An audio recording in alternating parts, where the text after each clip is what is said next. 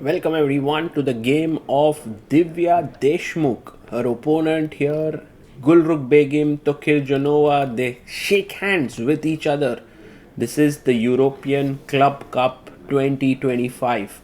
Divya on the left of your screen is playing for the team of Monte-Carlo. It's the top team. She is part of this very strong team that has Alexandra Koschenyuk, Elizabeth Pates, Alina Kashlinskaya. So it's an amazing team. Meanwhile, Gulrukh Begim is playing for the team of Uzbekistan there, and she is playing for the team called SK Zmaj. And Divya is playing her first classical tournament after the last two events where she did really well. She won the World Cup, then she played the FIDE Grand Swiss in the open section. Now she's going to play in the World Cup in the open section, which is absolutely incredible. And you can see her getting into the groove. This is going to be an important tournament for Divya, as she's just 2 ELO points away from hitting 2500, and she has the white pieces. This could very well be that game because her opponent is rated 2370.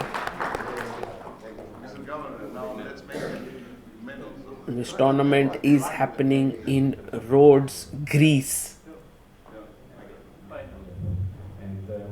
And there are many strong teams that are playing in the women's section. And for Divya, playing on the top board of the team of Monte-Carlo ahead of names like Koschenyuk and Alina just shows how quickly she has improved as a player. Handshakes all around. The guest of honor makes the first move on the board of Divya, moves his pawn to e4. Divya takes back the pawn, and we are ready to go. The time control is 90 minutes plus 30 seconds increment, with 30 minutes added after 40 moves. Please start the program.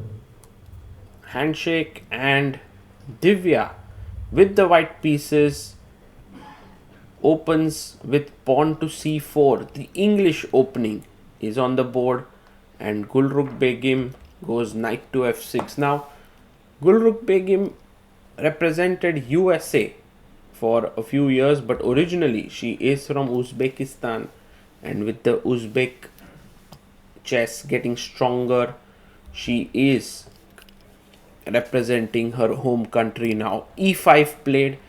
We have the English opening here, and Divya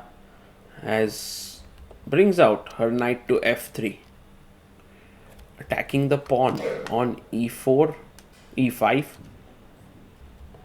Knight comes out to c6, and now there are many ways to play g3, d3, even a3 is not big problem. e3 played here by Divya, and the main move here is bishop to b4, but e4 played, and this is not particularly a great move by Gulrukh Begim. Knight to g5. Maybe this is part of her opening prep, but she did take 10 minutes to push her pawn to e4. Knight to g5 attacks the pawn on e4, and Gulrukh Begim plays queen to e7, defending the pawn. Divya brings her queen to c2, which is a very logical move to attack the pawn. It's difficult to defend it one more time. The only move, knight to b4, attacking the queen.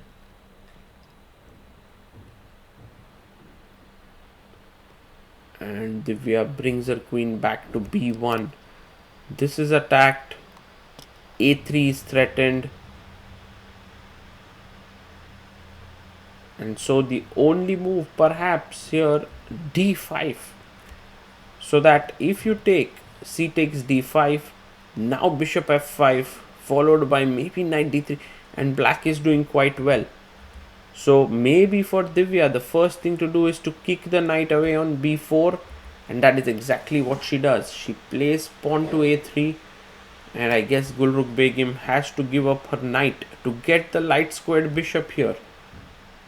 But instead she goes h6, and this is not a good move, because now there's an intermezzo to take on e4, and that's exactly what Divya does. She takes the pawn on e4, and Gulrukh is actually going to lose a pawn here. D takes e4, and now take the knight on b4.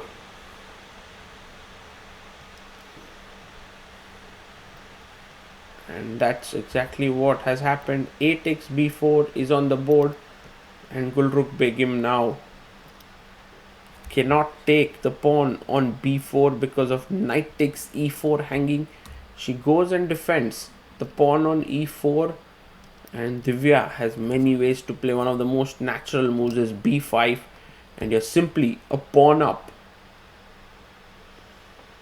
But instead she finds an amazingly creative solution. She goes rook to a5, attacking the bishop. And just look at this. If you go bishop h7, I have queen a1 looking here, and remember there could be potential rook e5 business that could happen on this diagonal later. So you have to be very careful. Gulrukh goes queen d7, which is a good move, defending the bishop and also removing the queen from the line of the king. And Divya Deshmukh plays pawn to c5, which is a nice move, saving her pawn on b4. Black plays bishop to e7, planning to castle here, and Divya can continue normally, but she plays queen a2, which I like a lot, because now she's threatening to win this pawn on a7, pawn to a6, and b5 could be a nice interesting idea, but you are afraid of this kind of line. But here rook a4, and white is doing quite well. But look at this move that Divya has played. She's pushed her pawn to c6, sacrificing it. B takes c6. Naturally, queen takes would be a mistake because of rook takes f5. That's a free bishop. So pawn takes, and now b5. What a move. Divya playing power-packed chess. If you take a b5, rook is hanging. cb5 is met with bishop b5. You have c6, but maybe this is what she has in mind. Gulrukh says, I'm actually going c5.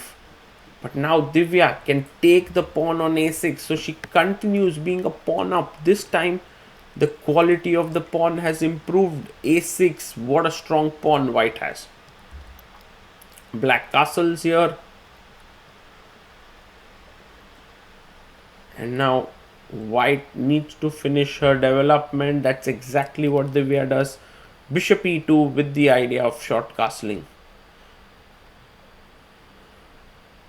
And Gulrukh now thinking, she goes bishop g4. She's offering the trade of bishops, which is very logical, because then the light squares would become a bit more weak. But I like Divya's next move. It's very, very strong. She's offering a trade of queens, and she is ready to do that. She is a pawn up. So Gulrukh can avoid it with pawn to c6, but she decides to take the bishop on e2, which means that now Divya can first trade queens and then pick up the bishop, which should be in her favor. She does it. Queen takes queen, knight takes, and now king takes makes a lot of sense to make way for the rook to move, and that's exactly what she does. King takes e2. Black is still a pawn down, but the compensation of the rook coming to b8 and putting pressure here is quite nice. Firstly, the e4 pawn is protected, so knight e4 isn't hanging. Pawn to g4, power packed play here by Divya Deshmukh. Love the energy actually. Takes knight e4 is something that she wants. g6 played here by Gulrukh. Maybe a bit passive because you can take and activate your rook on g1, and she goes rook g1. Very good move by Divya. She's almost in a winning position here. King at 7. And now pawn takes pawn. Pawn takes pawn is a good idea. She takes it. Pawn takes. And one of the moves that would be very cool is to get the bishop on this long diagonal. That would be very strong. And exactly what she does. b3. Love this move. Pawn to b3 with the idea of bishop b2. And bishop d6 played here by Gulrukh. But now bishop b2. h3. Divya wants to save this pawn on h2, which makes sense. Not that it was such an important pawn. Like for example, bishop b2, bishop h2. One could play rook h1, aiming here, but h3, and opponent goes rook b8, attacking the pawn on b3. Also threatening maybe rook b6 to win the a6 pawn. Knight a4. Very interesting chess. Giving up this pawn on b3 to develop the bishop on b2. Gulrukh says, I can take the pawn. She takes the pawn on b3. And now Divya, the only move to keep her advantage, bishop b2. And she finds it, threatening a check and winning the knight here. So the only move to avoid this problem is bishop f8. And that is what black does. Bishop goes back to f8. And bishop to c3 played.